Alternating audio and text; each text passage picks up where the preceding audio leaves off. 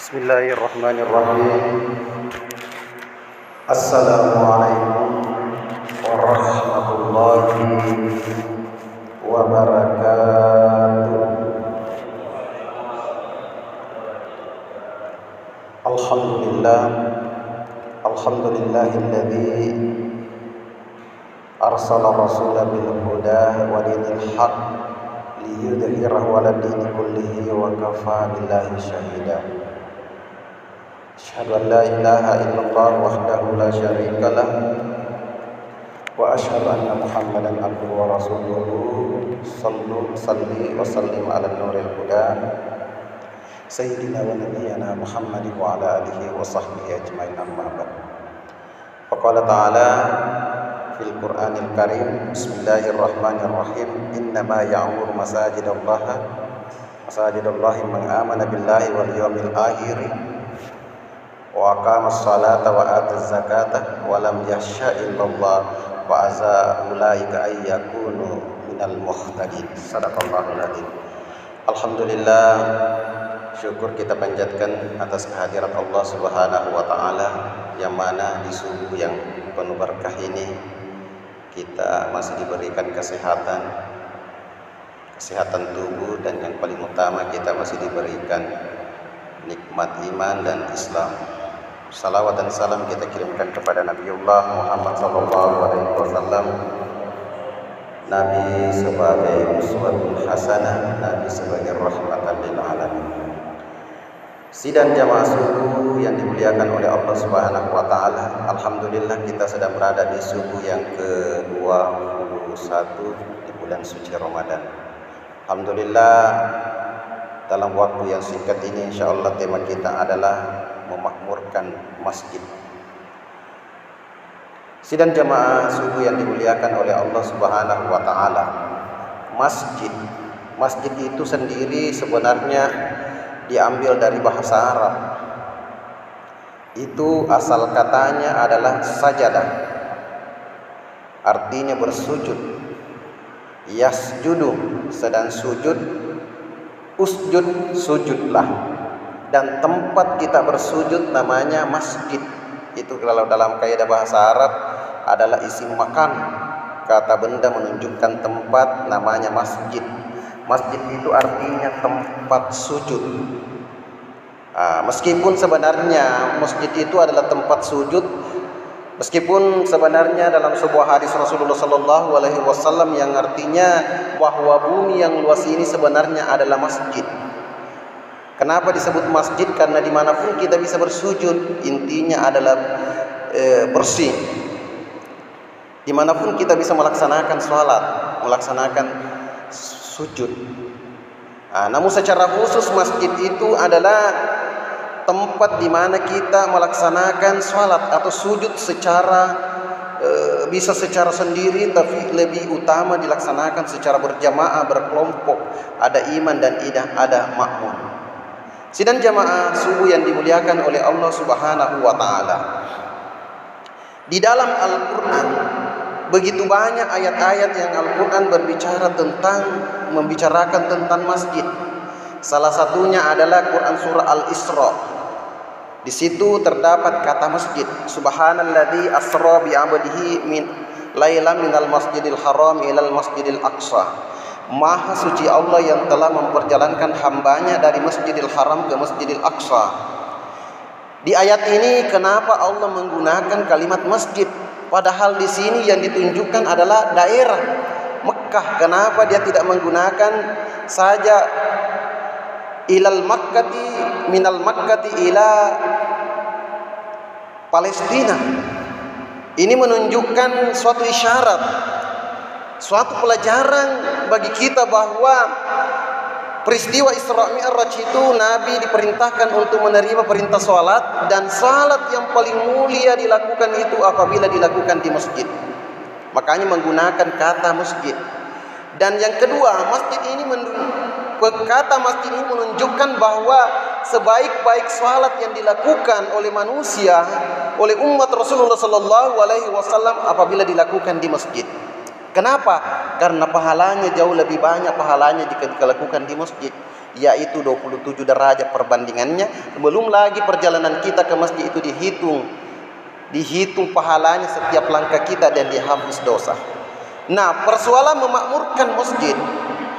Apa itu memakmurkan masjid? Itu adalah dari kata imaratul masjid, artinya menghidupkan masjid, baik secara fisik maupun non fisik. Menghidupkan masjid secara fisik seperti melakukan pembangunan atau perawatan masjid, itu namanya memakmurkan, menghidupkan masjid secara fisik maupun non fisik, seperti melakukan sholat Jumat. Sholat masjid itu dijadikan sebagai tempat untuk melakukan sholat berjamaah, itu namanya memakmurkan masjid, atau dengan kegiatan keagamaan lainnya. Jadi masjid itu bukan hanya semata-mata tempat kita bersujud, tempat kita sholat, tapi masjid itu tempat kita melakukan kegiatan keagamaan. Alhamdulillah, di masjid kita ini, Masjid Al-Huda Bade, sesuai dengan kita lihat, bukan hanya berfungsi sebagai tempat melaksanakan sholat, tapi digunakan juga kegiatan keagamaan lainnya seperti pengajian TKTPA, dan masjid ini juga digunakan sebagai tempat bermusyawarah, berunding, dan selanjutnya masjid ini alhamdulillah ditempati sebagai tempat untuk pembinaan para mu'allaf. Dan itulah yang dilakukan oleh Rasulullah SAW di masa Rasulullah. Masjid itu digunakan oleh para sahabat dan Nabi sendiri.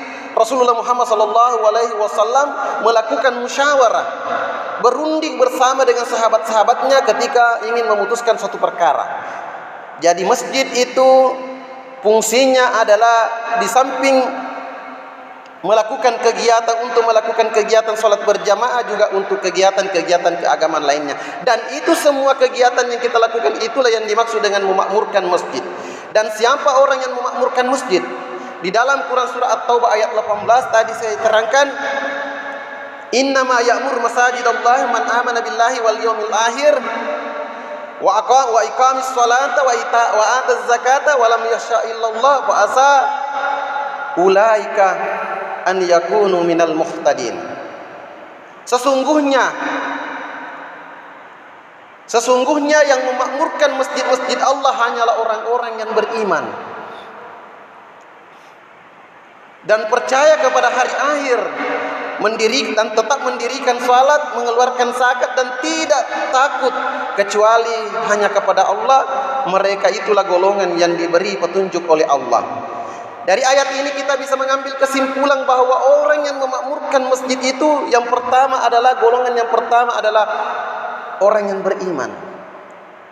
Karena hanya orang-orang yang berimanlah yang mampu melakukan perjalanan atau mengaktifkan, menghidupkan kegiatan yang ada di masjid.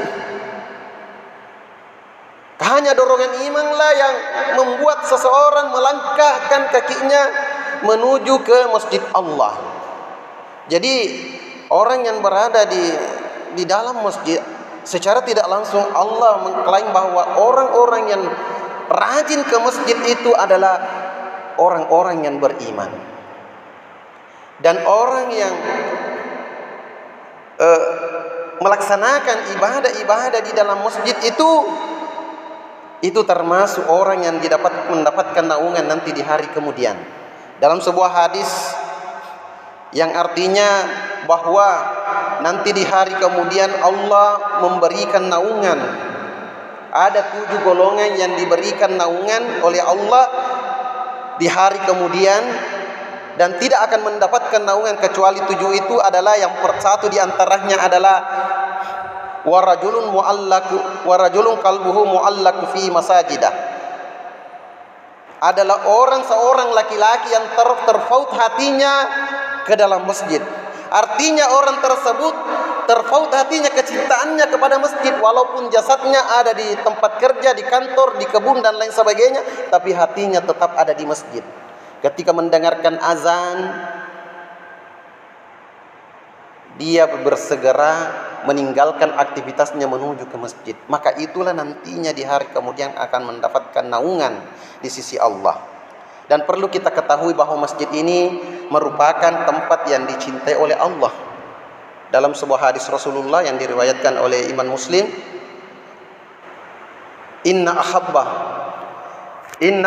biladi ilallahi masajiduha wa abghadul biladi ilallahi aswaquha. Sesungguhnya tempat yang paling dicintai oleh Allah di muka bumi ini adalah masjid.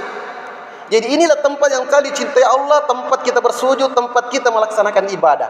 Dan tempat yang paling dibenci oleh Allah, wa abghadu biladi aswaquha, adalah pasar. Jadi pasar itu adalah merupakan tempat yang dibenci oleh Allah. Kenapa? Karena di dalam pasar itu berkumpul semua orang-orang Adam yang melakukan penipuan, riba dan lain sebagainya. Tapi di dalam masjid itu pasti orang-orang yang baik. Kalaupun ada tujuan yang lain, tapi intinya bisa dikata orang ke masjid itu adalah orang-orang yang tujuan adalah beribadah. Kemudian siapa lagi yang memakmurkan masjid adalah orang yang percaya di hari akhir. Dan orang yang melaksanakan aktif melakukan kegiatan sholat berjamaah di masjid tentu adalah orang-orang yang meyakini adanya pembalasan di hari akhir, karena dia berharap bahwa apa yang dilakukan di masjid insya Allah diberi pahala oleh Allah, dan dilipatkan pahalanya, dilipat gandakan pahalanya, karena setiap langkah kita ke masjid itu dihitung satu kebaikan dan dihapus dosa. Kemudian siapa lagi yang mendapat orang yang memakmurkan masjid adalah wa aqamas salatah, orang yang senantiasa melaksanakan sholat. Karena orang yang ke masjid itu pasti tujuannya ingin melaksanakan sholat. Apalagi sholat yang dilaksanakan di masjid itu akan memiliki kemuliaan, keistimewaan dibanding sholat di rumah sendiri. Dan orang yang melaksanakan sholat di masjid itu akan 100% bisa dikatakan bahwa sholatnya itu akan diterima di sisi Allah. Kenapa saya katakan? Karena orang yang melaksanakan sholat berjamaah di masjid, kalau kita salah, ada yang salah misalnya tidak membaca Al-Fatihah, ada yang salah, tapi kalau imannya sudah betul sholatnya, maka semuanya akan diterima. Kalaupun imannya ada kesalahan, misalnya siapa dilihat lagi, kalau ada di dalam sholat berjamaah itu ada yang diterima sholatnya dari semua yang sholat berjamaah itu, maka semuanya pun akan diterima sholatnya. Dan kalau tidak ada yang diterima sholatnya sama sekali, dilihat lagi barisannya. Kalau sudah lurus, makanya itu kalau orang sholat, imam itu balik mengatakan sawwu suhufakum fa inna taswiyatas safi min tamamis sholah. Luruskan safnya dan rapatkan isi saf yang kosong. Itu tujuannya, itu merupakan kesempurnaan sholat kita. Jadi lebih berpotensi atau lebih diterima sholat kita jika dilakukan di sholat di masjid. Karena kenapa? Salah satu rukun sholat itu adalah membaca Al-Fatihah. Kalau kita sholat tidak membaca Al-Fatihah, sholatnya tidak sah. La sholata liman la taqra'u bi Fatihatil kitab. Tidak sah sholat orang yang tidak membaca Al-Fatihah dalam sholat. Bagi sholat sendiri, tapi ketika kita sholat berjamaah, walaupun kita tidak membaca Al-Fatihah karena ada imam. Makanya kalau ada yang masbuk, imamnya sudah ruku, cukup kita takbiratul ihram langsung ikut ke imam. Tidak usah lagi Allahu Akbar, berdiri lagi dia baca Al-Fatihah. Tidak usah. Karena bacaan imam adalah bacaan makmum. Cukup kita takbiratul ihram. Itulah keistimewaan orang yang melaksanakan sholat berjamaah. Padahal kalau sholat sendiri, Pak, kalau ketika tidak membaca suratul Fatihah sudah pasti tidak diterima sholatnya. Tapi kalau sholat berjamaah kita jadi makmum, tidak membaca Al-Fatihah, sholat kita tetap diterima karena tanggungan imam. Bacaan imam adalah bacaan makmum. Kemudian siapa lagi yang memakmurkan masjid adalah wa itaiz zakat, orang yang mengeluarkan zakat. Dan tentu orang yang mengeluarkan zakat, rajin mensedekahkan hartanya, menganggap bahwa segala apa yang kita lakukan, belanjakan di jalan Allah, terutama pembangunan masjid, itu akan diberi pahala di sisi Allah. Bahkan orang yang menyedekahkan hartanya di jalan Allah, membangun masjid misalnya, berpartisipasi dalam pembangunan masjid, maka Allah akan membangunkan mahligai di surga. Man bana lillahil masjid banallahu qusura fil jannah. Barang siapa membangun masjid dalam hal ini baik secara fisik, mengorbankan hartanya untuk pembangunan masjid, maka Allah akan membangunkan banallahu qusura fil jannah. Allah akan membangunkan mahligai di surga yang terbuat dari emas. Masya Allah, luar biasa. Kemudian siapa lagi yang golongan yang memakmurkan masjid? Walam yahsya illallah, orang yang tidak takut kecuali hanya kepada Allah. Artinya dia takutnya hanya kepada Allah. Tidak ada yang dia takuti kecuali kepada Allah. Maka dia fa'aza ayyakuna minal muhtadin. Mereka itulah golongan yang senantiasa diberi hidayah oleh Allah. Jadi orang-orang yang rajin melaksanakan sholat berjamaah, memakmurkan masjid, maka itulah orang yang dibimbing dalam hidayah Allah. Ketika Allah membimbing kita, membimbing hidup kita di jalan hidayahnya, maka sudah pasti kita ini adalah penghuni surga. Demikian sebagai kesimpulan dalam ceramah yang singkat ini, bahwa marilah kita senantiasa menghidupkan masjid, memakmurkan masjid. Memakmurkan masjid itu menghidupkan masjid baik secara fisik, seperti melakukan pembangunan, perawatan masjid, maupun menghidupkan secara non fisik seperti mengaktifkan kegiatan sholat berjamaah dan kegiatan-kegiatan keagamaan lainnya. Pesan saya, kalaupun selesai nanti Ramadan, jangan pernah mengosongkan masjid sholat berjamaah.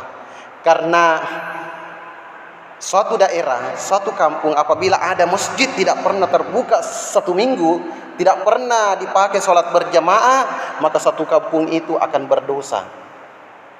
Harus menghidupkan masjid itu. Tapi kalau sudah ada yang mengisi sholat berjamaah masjid itu, maka sudah hilang, sudah lepaslah dosa para penduduk kampung.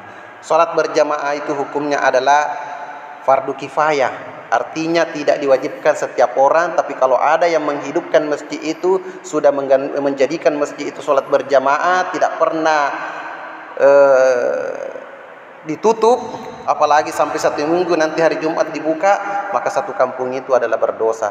Tapi mudah-mudahan nanti selesai bulan Ramadan kita tetap menghidupkan sholat berjamaah, karena sholat berjamaah ini luar biasa pahalanya. 27 derajat, 27 kali kita sholat sendiri di rumah, 1 di masjid baru sama nilainya. Itu pun kalau diterima di sisi Allah Subhanahu wa taala. Demikian, lebih kurangnya mohon dimaafkan. Hadanallahu wa iyyakum ajmain. Wabillahi taufiq wassalam. Wassalamualaikum warahmatullahi wabarakatuh.